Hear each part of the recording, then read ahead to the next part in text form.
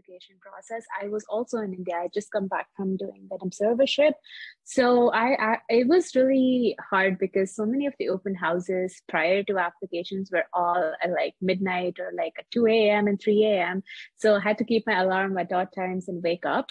But I think I got used to it after a while. But luckily, most of the interviews were scheduled during daytime in the US time zone. So that's approximately like 9 p.m. or like 8 p.m. for us in India. So it wasn't too much of a difference per se, because I didn't have to like stay up like till 2 a.m. or 3 a.m. for any interview.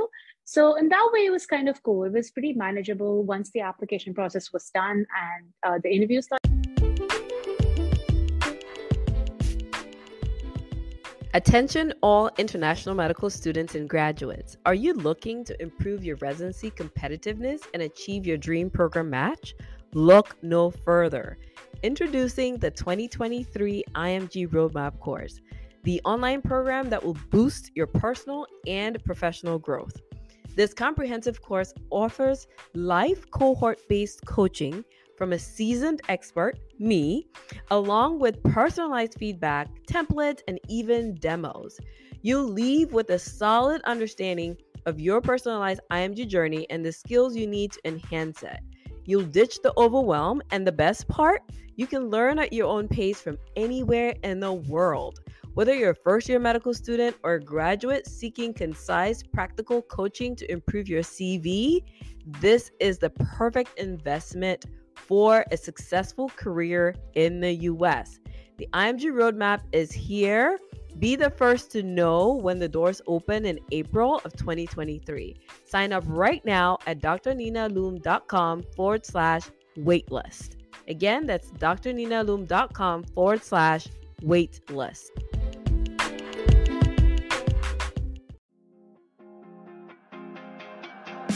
The IMG Roadmap is the only podcast dedicated to coaching international medical graduates in success blueprints for this unique pathway.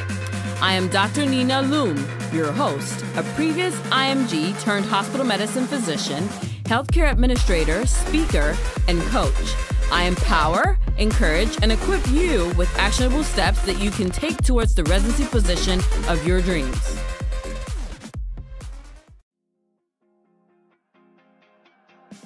The IMG Roadmap is the only podcast dedicated to coaching international medical graduates in success blueprints for this unique pathway. I am Dr. Nina Loom, your host, a previous IMG turned hospital medicine physician, healthcare administrator, speaker, and coach. I empower, encourage, and equip you with actionable steps that you can take towards the residency position of your dreams. Hello, everyone, and welcome to another episode of the IMG Roadmap podcast, where we are dedicated to bringing you inspiration, empowerment, and motivation to help you succeed on your IMG journey. Today's guest was just telling me right before we got on the call that this was the first podcast that she listened to when she started out her IMG journey. If I was white, I would blush, right? But obviously, when I blush, nobody sees it, but I was seriously blushing. Her name is Dr. Avanthika Chaithanya. I want you to pronounce it for me correctly, because I know I just butchered it. No, you did great. It's Avanthika. The second part of the name, you got it right. It's just the first name is Avanthika. Yes, I'm so happy I got it right. So my roommate in med school was from Chennai in South India. And awesome. I learned a lot from her because, I just obviously living with her, she would always like pronounce things differently. And I pronounce things differently as well because I'm from Cameroon. So I'm so happy I got your last name correct. So for the purpose of the podcast, I'm still with Avanthika. How do you say it again? Say it again before I forget. You got it right, actually. It's Avanthika. Avanthika. Okay, great. So can you tell everyone, where you're at, where you're coming from, and sort of a little bit about yourself? So I am Dr. Avanthika, as Dr. Loom so nicely mentioned. I am very excited to be a part of the IMG Roadmap podcast. Like Dr. Loom said, it was my first podcast that I listened to when I started the USMLE journey. It was a podcast that really inspired me to keep going when times got tough. So thank you, Dr. Loom, for that. I'm really excited to be here. And as for where I'm at right now, I currently accepted a pre-match offer in this residency cycle at Mount Sinai University in New York City in pediatrics. So this was my first match cycle.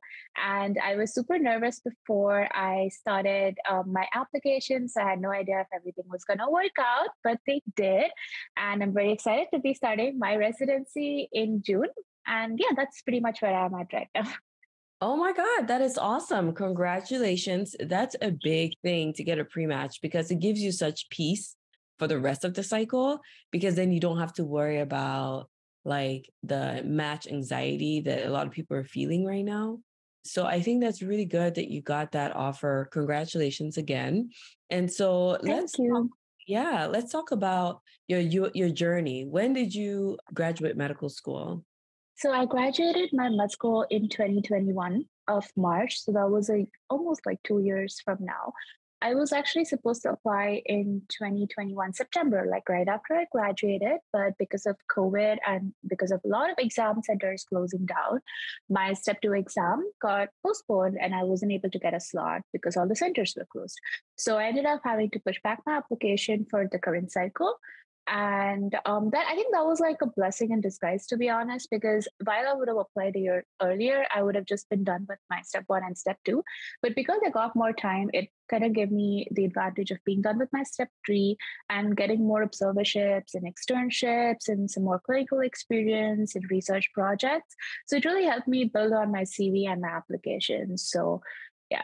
Yeah, so that's pretty awesome. So when did you take the USMLE step 1 and step 2? So I took my USMLE step 1 while I was in my final year of med school. So that was in September of 2020. And I took my USMLE step 2 in October of 2021. So there was almost a year's gap between both of them. And I also took my step 3 in May of 2022. So you did all 3 exams before residency, sounds like. So you did your step 3 before you even applied then. Is that correct? Yeah. Because then you had your results back and then you applied in September. So Mm-hmm.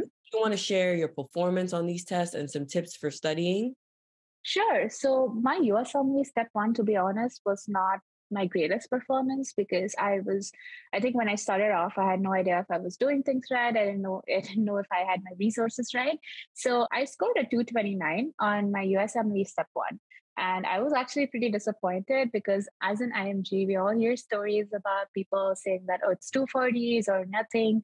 And I think that's around the time I was listening to your podcast and I realized there were so many IMGs who have such different backgrounds and who end up, joining residency and they become amazing residents and doctors. And that was like super inspirational. So yeah, I didn't give up. And for step 2, I took like 8 or 9 months to prep and give it all I had. And I got like a 245 on my step 2. So I was really excited with that jump. And for step 3, because I took it at a very short time frame from my step 2, I didn't really prep that much, but it was a really nice exam. I really liked the component of CCS. I think it was a very nice practical touch. And I scored around a 229 in my step 3.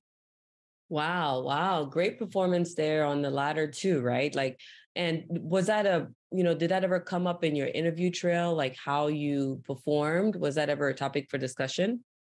Not that I could remember of, because since I applied only to PEDS and since my score was about like most of the cutoffs of what they had mentioned, no one really asked me about it, but they did. I think in one interview, they just mentioned that it was a really nice jump from step 1 to step 2. So it was just like in passing. Yeah. And so what did you use to study? Being that first of all, we didn't even talk about where you went to medical school. Can you share with us where you went to medical school and how did you study for these steps?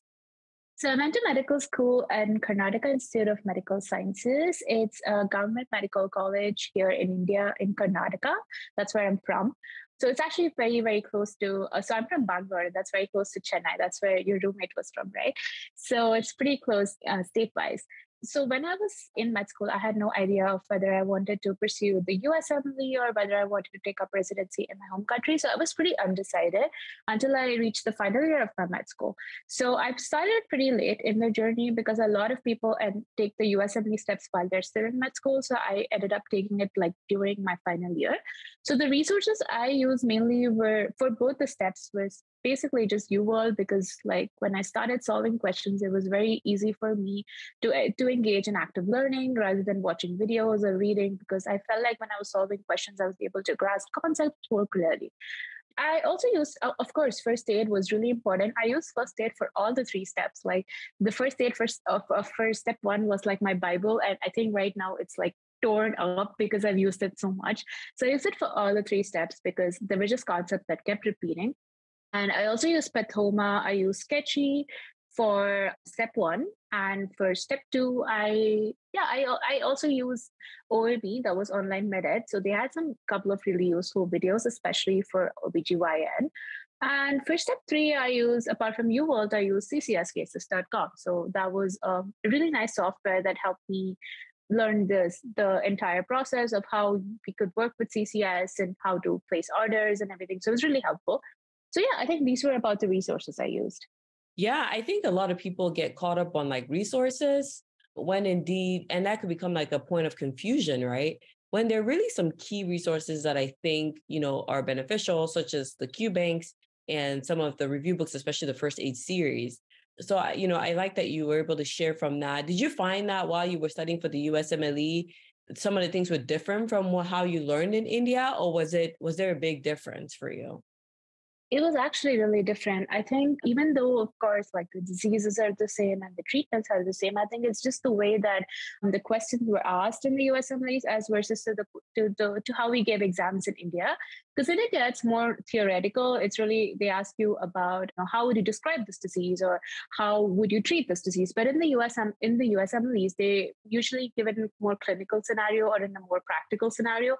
So it was quite different for me to get adapted to the way the questions were asked in the USMLE. So I think UWorld was very essential with helping me align with that particular way of asking questions. But I think once I was done with my step one, I got used to it. Step two and step three became comparatively easier. Yeah, I agree. I think once you take one of the exams, you kind of understand the test writer's strategies. If you do, if you're really intentional about taking the exam and remembering what the structure was like, and that helps you when you're studying for the next test because you have a perspective of what the test writer is like and who they are and the kind of questions that they ask. So when you're studying for the next test, you can almost extrapolate and say, hey, I remember being tested on this concept in this manner to where it could be important that I study like this for the next one. And I've noticed a lot of us IMGs tend to do exponentially better on subsequent exams, more so than the other way. So if you look at our step one to step three, this trajectory is usually upward. And I think a lot of it is because of that, like taking step one and it being like the test run, and then you do step two and step three and so on. So thank you for sharing about your USMLE journey. Let's kind of segue into your match process. And what people don't know is you're calling me right now. We're doing this podcast virtually all the way. You're in India and I am in Cleveland, Ohio, but you're moving to New York City very soon. So can you share, how you maneuvered your application process from India? Yeah, so when I actually started my residency application process, I was also in India. I just come back from doing that observership. So it was really hard because so many of the open houses prior to applications were all at like midnight or like at 2 a.m. and 3 a.m. So I had to keep my alarm at odd times and wake up. But I think I got used to it after a while. But luckily, most of the interviews were scheduled during daytime in the US time zone. So that's approximately like 9 p.m. or like 8 p.m. for us in India. So it wasn't too much of a difference per se, because I didn't have to like stay up like till 2 a.m. or 3 a.m. for any interview. So in that way, it was kind of cool. It was pretty manageable once the application process was done and the interview started rolling in. So I think with that, the time zone wasn't that much of a problem. Yeah, you're right. I think if you're anyone that's going through this process, no matter where they are geographically, you could still pursue it. because I think one of the roadblocks that some people meet is they're wondering what the possibilities are. I'm in another country, I'm so far away from the US. Now, yes, it makes a big difference if you can be in the US for some parts of it, whether it's like your observerships, your rotations, if you're still in medical school, that's a big plus. But if you don't have that in your, sort of in your arsenal, there's still opportunity for you to apply and manage some of these things virtually and then come in for an observership and leave and so on and so forth. So do you want to share with us some challenges maybe that you encountered throughout this process? Yes, of course. But I think coming back to what you said earlier about how it's easier, to be in the US, I think because of the interviews being more virtual from the past 2, 3 years, it's actually been a blessing in disguise for IMGs because it's just, if you're from different countries and at least now you can take the interviews from the comfort of your own home. So I think that's something that wasn't there before. And I think now that everything's gone virtual because of COVID, I think that one aspect of having virtual interviews, even though it has its own disadvantages, at least it allowed us to, stay at home and apply for the programs and for the interviews. As for the challenges faced, I feel like a challenge that most of us face as IMGs would be not knowing when to start the journey, not knowing, how to start the journey, and not having a good mentor in the process of the whole USMLE journey. Because especially for me, because in my medical school, I did not have a lot of seniors. I didn't have a lot of people I knew who was also on this route of applying to residency in the US. So it was really hard because I didn't know if what I was doing was right or wrong. I was just winging it. And I was just like going by what I read on Facebook and Reddit and all the other social media platforms. But I didn't really have one person telling me that this is what you should do. This is where you should time your electives. This is how you should apply for electives. This is how you should study for your steps. So it was just like a mismatch of information that I got online and I just used it.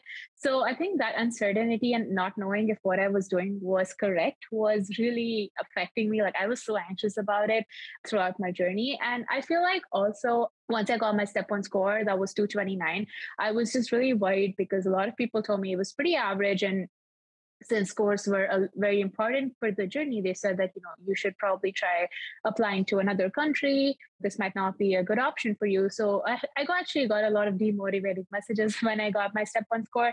So that was also something that I really was worried about because even while I was applying, like 2 years later, I was still thinking, okay, you know what, have I made the right decision? Is everything going to be okay? So I think that uncertainty as well was really anxiety inducing, I would say. But I think at the end of the day, now looking back, I'm really glad I didn't give up. I'm really glad that I managed to go on despite like hearing that, my step one wasn't good enough and hearing that IMGs have it so hard. And despite hearing a lot of the negative feedback that I got, I'm still happy that I didn't give up. And it really, really made a difference when I got the pre-match offer.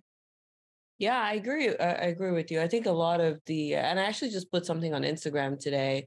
A lot of the struggles that we get are kind of twofold, right? There is the external struggle and then an internal struggle. And the external struggle is sort of, oh, the data says this, the statistics say such.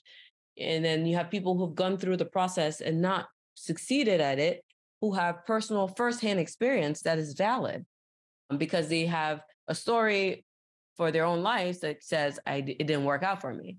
And so they turn around and recommend against, for others to pursue the same thing. And really what I've realized is if we can work on that internal struggle first, which is building our own grit and tenacity and taking those risks in spite of how we feel or despite how we feel, then it sort of wipes out the noise from the external part of things where being indoctrinated or being fed these rhetorics and narratives of what's possible. So I'm happy that you were able to, in spite of, still forge ahead and listen to the podcast here. And I'm sure many other resources that you utilized that were beneficial for you. So happy to hear that 100. So let's hear a little bit about, will you be a visa applicant or non-visa applicant? So I will be a visa applicant. I was eligible both for the J1 and the H1B because I was done with my step 3. So I've asked my program, which luckily sponsors the H1B, and they said that they would be happy to do it. So yeah, I'm just waiting on the paperwork to be processed. Okay, awesome. And so I think a lot of IMGs who are going through the process or who will be going through the process wonder what that's like. Typically, a lot of people that are going through the current match will be going through the visa paperwork, signing contracts after probably this episode is aired. Do you want to share a little bit about what to expect? So once they get their match, what to expect as far as documentation, paperwork, visa preparation that you're going through? I think documentation wise, my program immediately once I signed the pre-match offer, they sent me my offer letter with my PGY1 for the first year, and they're still processing my contract. But I also got a list of documents that I would need for my credentialing process. So that was really helpful because I was able to get it in advance. So if you're an international medical graduate, I think the most common documents that you will require for your credentialing is your degree and your MSc or your dean's letter, as well as your medical school transcripts, which also mention your date of graduation. They also asked me for my letters of recommendation with the date updated, or if my letters of recommendation writers could email them saying that they still stand by what they said while I was applying to residency. I think apart from these, they also, because I was applying for my H1B, they asked me if I had my step 3 score. And I think that was pretty much it. And they also asked me for my ECFMG certification record. And yeah, so that was like the overall documentation that I was asked for. And now that they're still processing it, I don't know if they're going to ask for any more documentation. But most of these it was easy because I already had them on hand, but because I needed them for my application as well. So I just had to get them renewed with like later dates, but it wasn't that hard, to be honest. I think the hard part would probably be getting a date for the visa interview, because in India, there's a lot of backlog and there's a lot of rush to get the visa date. So I think trying to get a date for the visa interview and stamping would be the hard part that's coming up. But until now, it's been pretty straightforward. Yeah, no, I think so too. A lot of times the onboarding process could be a little bit overwhelming. And when I hear from IMGs who, finally match for my program, as I do this life coaching program with students for like 6 weeks, and then it goes into a monthly thing throughout the course of the year. At the end of the match cycle, they'll be like, yeah, I matched. And then the next thing you hear from them is, oh my God, the onboarding paperwork is so much. And I'm like, you know what? That is life. Like, you go through different cycles where the first cycle is, I want to match so bad. Then you match. And then the next cycle is, oh God, I have paperwork. And then the next cycle is, oh, I got to get my visa. And then you come to residency and you're like, oh my God, this is a different beast.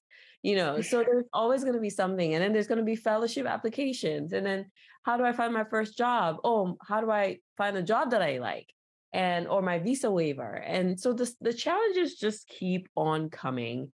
But the key to remember is you can overcome them. You can go through them. You will be better for it at the end. So don't let your current circumstances make you feel like what's to come is going to be even more, be better, or it's going to be green. The grass is always green on the other side. The grass is green where you water it. So there's always going to be something to just keep foraging one step, one foot in front of the other, and you'll eventually, hit those milestones one at a time. So can you share with us a little bit some tips and tricks and recommendations that you want IMGs to remember when they're going through a similar process? Maybe they're in India right now, right?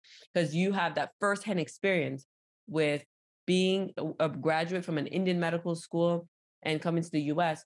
If let's do it twofold. So the first fold would be, if you could go back to when you were in med school, what would you do differently to really pacify your path into residency? Okay, so that's actually really interesting. When I think about it, if I had to go back to medical school, I would probably start my journey a little earlier than I did. I started, like I said before, I started my journey during my final year of med school. And I wouldn't say it was advisable because I had to like literally take all the steps back to back. And in the middle of taking my steps, I had to schedule my rotations before I graduated. And I also did some rotations after I graduated, like observerships. So I think it was a very, very narrow timeline between me starting to study for the steps and me applying, despite having a gap because of COVID. So I think if I had to go back, I would have definitely started this journey a lot earlier, maybe in my second or third year of med school, because I think even then, like I would probably be, I would remember like my microbiology or pathology or biochemistry a lot more than I did once I was in my intern year. So I definitely feel like taking my step one earlier on would have been more advantageous looking back. But apart from that, I think once I started the journey, it's been pretty straightforward, and it was just like one step after the another. I think one thing I really missed out on was having a mentor for my journey and, having someone to guide me on what to do and what not to do. So if I had to go back and I could request for a mentor, that would be really helpful. Yeah, mentorship is like a short form way of achieving your goals really fast. So that's always a plus. I agree that if finding a mentor really can make something that would take 10 months to do for you to be able to accomplish it in 1 month. So I definitely agree with that. So now if you had to segue into what would you tell someone who is seeking a pre-match based on your experience, how do you think you landed the pre-match? Can you advise that person who is having the same doubts or questions? So I feel like the key to a good application, regardless of what specialty it's in, is having your application tailored to that specialty. So since I was applying only to peds, and peds was like literally the only specialty that I was ever interested in, and I knew it very well beforehand.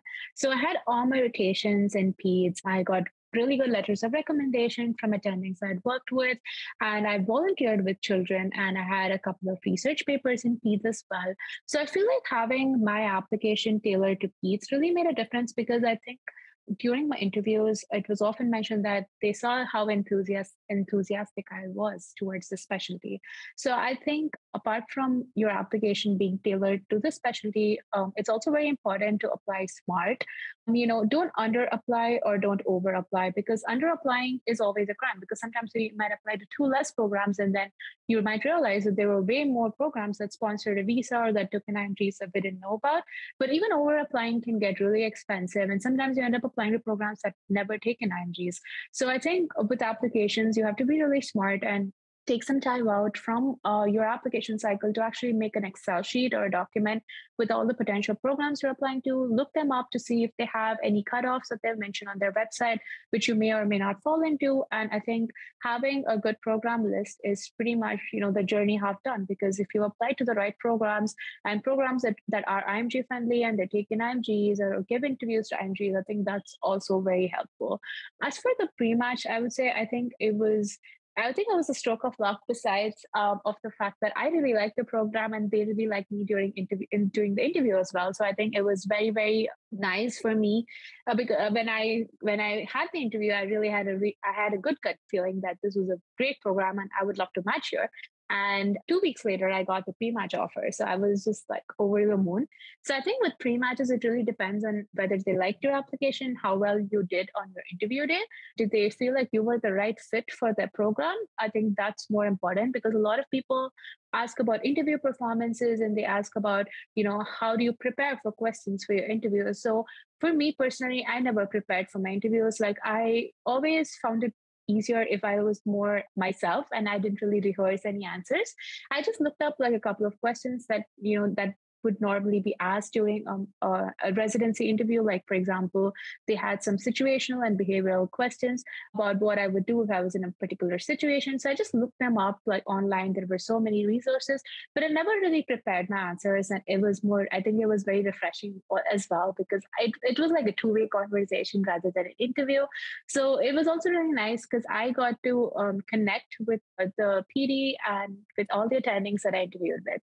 And I think getting the pre-match offer really made me feel that they also felt that I was the right fit for their program.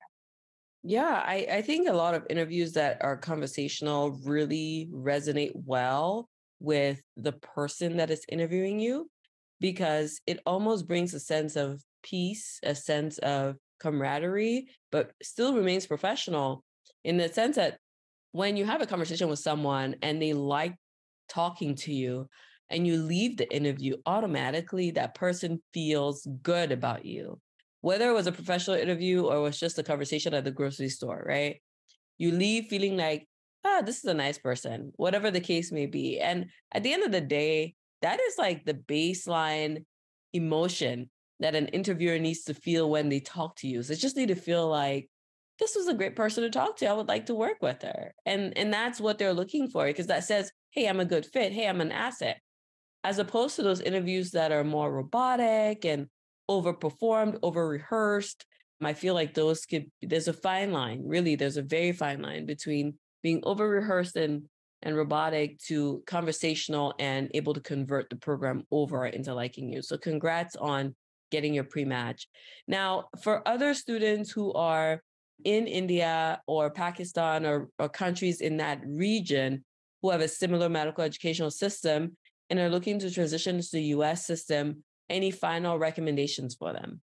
I would probably say start your journey early on if you can, but it's also never too late to start. Like, if you feel like you've already graduated from medical school and you feel like, okay, is it too late to start the USMLE journey now? I would still say, go for it, because regardless of whether you started early or whether you started later on, if this is what you want, you will get it eventually. And, another thing, what you were saying earlier about hearing a lot of negative feedback online on social media, hearing how difficult it is for IMGs. And I would say not get demotivated by any of these. In fact, listen to podcasts like Dr. Loon's, which are so inspirational, but don't get demotivated by hearing someone else's story and feeling like, okay, no IMG is ever going to get into residency. I think that also really having that confidence really plays a role into how well your journey plays out, because if you're confident in your abilities and you're confident with what you want, you'll definitely get it. And it took me a while to really realize this. And if I had to go back to myself 2 years from now, and I mean 2 years behind, I would tell the person who got the 229 score, and I would tell her that, hey, you know what, 2 years from now you would have had like 20 interviews and you would have pre-matched. I would never believe it. But like now, sitting on the other side, I would say that it was just the consistency of, not being bogged down by negative thoughts and just moving forward one step at a time and giving it all I had. There was no plan B, there was no plan C. It was like, this is my plan, this is my goal, and this is what I want to get. So regardless of how difficult things get or how uncertain things get, just keep going. And trust me, there's always a silver lining. There's always a light at the end of the tunnel, and you're going to do amazing. We all IMGs, we're all in the same boat. We all go through the same difficulties. We all go through the same struggles. But I think at the end of the day, what really matters is that we keep moving, regardless of what they were. Absolutely, I agree. How can an IMG connect with you? Where should they find you if they have more questions and want to connect with you?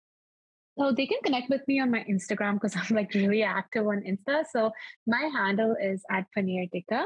And I know I'm very responsive to my DMs, and I really like mentoring people as well. I also have a mentor. So I mentor like pediatric applicants. So I have a link for that on my Instagram as well. So if anyone wants to reach out regarding the match journey or peds or anything in general, I'd be happy to help. Awesome. I love that.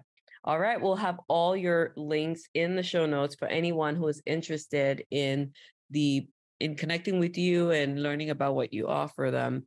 I just want to remind you guys, if you love this episode, please give us a 5-star review. It's a free podcast. We're not asking you for anything, but just to click at the very bottom of the screen, wherever you're listening, give us 5 stars. When you do give us 5 stars, what happens is more people listen. Our podcast gets recommended to other IMGs. Avanthika is here today telling me that she was listening to the podcast a couple of years ago, and see how far she's come as well, right? I'm sure her success is multifactorial, obviously, but I want you guys to remember, if we don't spread the word out, many more people who are needing direction, needing guidance, needing inspiration cannot see this podcast. They can't know about it. They're not going to listen if they don't know it exists. So please give us a 5-star review today. If you have a chance, that just puts us up in the ranking on Google or Spotify or Apple. And thank you, Dr. Avanthika, for coming on. I wish you the very best on your visa and also with your residency. I'm here if you need anything. Please do reach out. And I'll love to see your progress as you go on over the years. Thank you so much, Dr. Loom, for having me. And like I said, it's been full circle because I started USMLE listening to your podcast, and now I'm on your podcast. So it's kind of like, yeah, it's been a full circle journey. Thank you so much for everything that you do for us IMGs, with your podcast, with your posts, with your emails. I think, there's so much useful info on there that sometimes we might not know of. And yes, guys, please like, share, and subscribe to her podcast if you haven't already. Because I think, like I said, I started off listening to this podcast and I really got inspired to continue this journey. So if you're ever in the same phase, or if you're ever feeling down, or you don't know if you're stuck in your journey, go ahead and listen to Dr. Loom's podcast because it's really, really amazing. Thank you for saying that. I appreciate it, especially because I didn't force you to say it. No, of course not. Thank you. All right. I hope you have the good rest of your day. Thank you so much, Dr. Loom.